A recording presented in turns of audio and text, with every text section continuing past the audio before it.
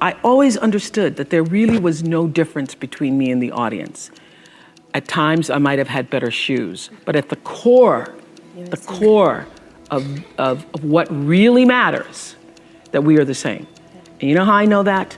Because all of us are seeking the same thing. You're here at this fabulous school, and we'll go out into the world and each pursue based upon what you believe your talents are, what your skills are, maybe your gifts are, but you're seeking the same thing.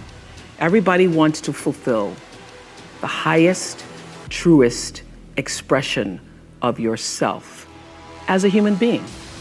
That's what you're looking for. The highest, truest expression of yourself as a human being. And because I understand that if you're working in a bakery and that's where you want to be, and that may be what you always wanted to do, is to bake pies for people or bake cakes for people or to offer your gift, then that's for you. And there's no difference between you and me, except that's your platform. That's your show every day. So my understanding of that has allowed me to reach everyone. And there's no way that you wouldn't, because that's what I truly feel. The way through the challenge is to get still and ask yourself, what is the next right move?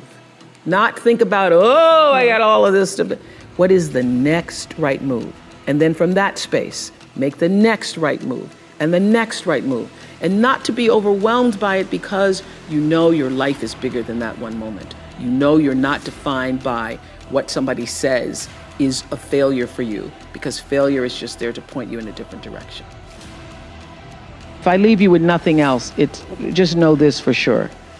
There is not one thing that has ever happened to you, not one experience, not one encounter, not one crisis, not one joyful thing that hasn't happened just to make you better and help you rise.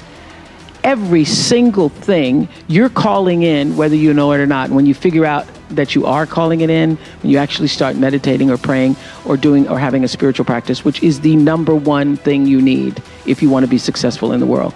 You need something that gives back and nourishes you, regardless of what you call that. You need to fill your cup so that you can be so full your cup runneth over and you have enough to give to other people. If you don't fill your cup, you end up dried up. You end up tired, exhausted, and don't have enough to give to other people. You end up resentful every time somebody asks you, because your cup is empty and now they want some of yours. So your number one job is to fill your cup and make yourself whole. They think that success is supposed to happen like that. It was very difficult for me to figure out where my boundaries were, because I'd grown up poor and didn't have anything. My living room right now is a painting that I've owned now for 30 years. You can Google it.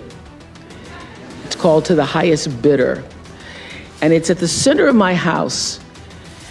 And it's at the center of my house because it actually is symbolic of the foundation of not the house, but the foundation for my life.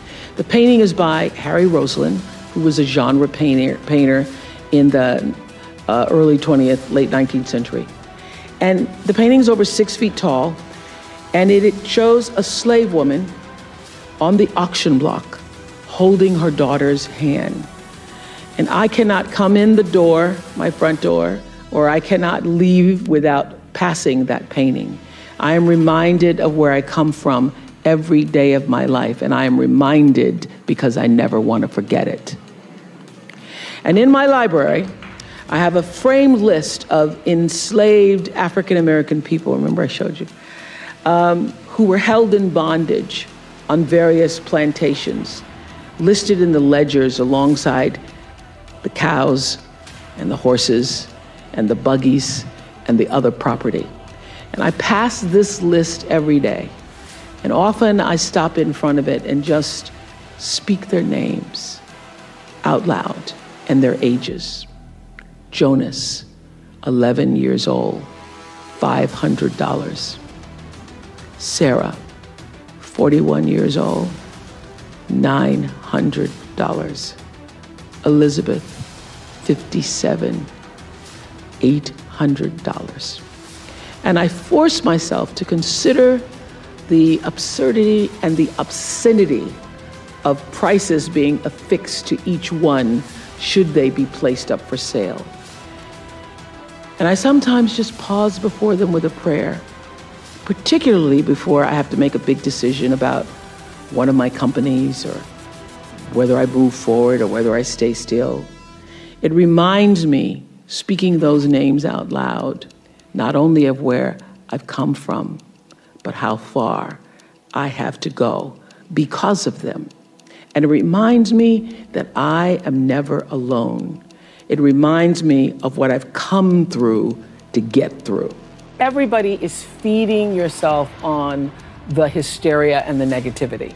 You gotta stay in the light. But one of the reasons why I was so excited is about A Wrinkle in Time, because the message is that the darkness is spreading so fast these days. You must become a warrior of the light. And the reason that's so meaningful to me is because that's how I've led my whole life.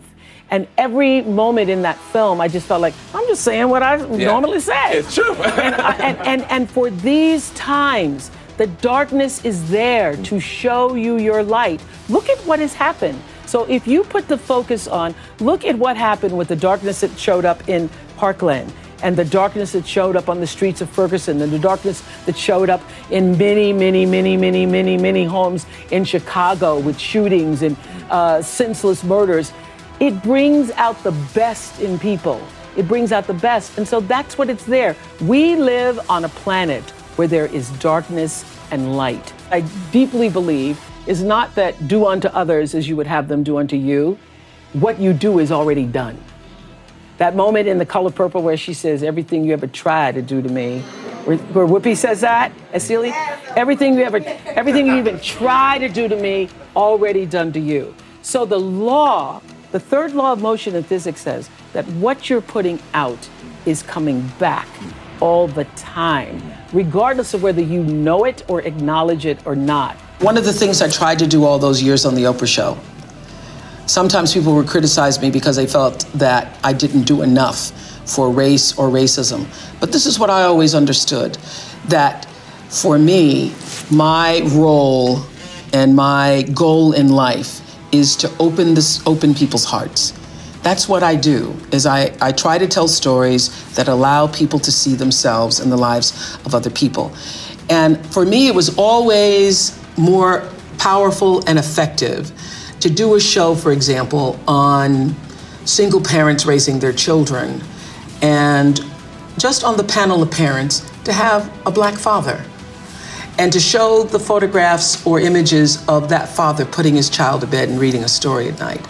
That, to me, is more powerful than doing a story on, let's talk about Black fathers who are raising their children. Because the goal, for me, is to show that we are all more alike than different, and that in our humanity, in our ability to express our humanness, we are the same. So when you see a father putting his child to bed at night and reading stories, and that man is Black, and you know that's what your husband does, and that's what you do, you feel a sense of connection and humanity. Oh, you know what I'm saying? You absolutely. see? Everything you try to do is already done. So when I figured that out, what I'm putting out is what's coming back, let me get real clear about what it is I'm putting out. Real clear. So I read a book about 1989 called Seed of the Soul. And in that book, Gary Zukav talked about the laws of karma, of the laws of cause and effect, the third law of motion. And in that book, he talked about how your intention is always one with the law. Meaning, before you even think about a thing, you have an intention for the thing. And that the intention is going to determine the outcome. That's why the same people can go to the same church service and somebody walked down the aisle just to be seen to put some money in the church, and somebody else who just goes and just has a little bit to offer.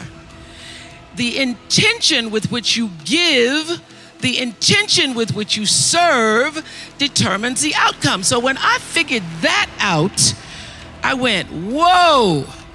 I changed everything I did on my show. I called in the producers and I said, from this day forward, I will no longer be speaking to the KKK. I will no longer be speaking to people who are fighting each other in a way that it is damaging to the character of myself and other people who watch. From this day forward, I am only going to do intentional television.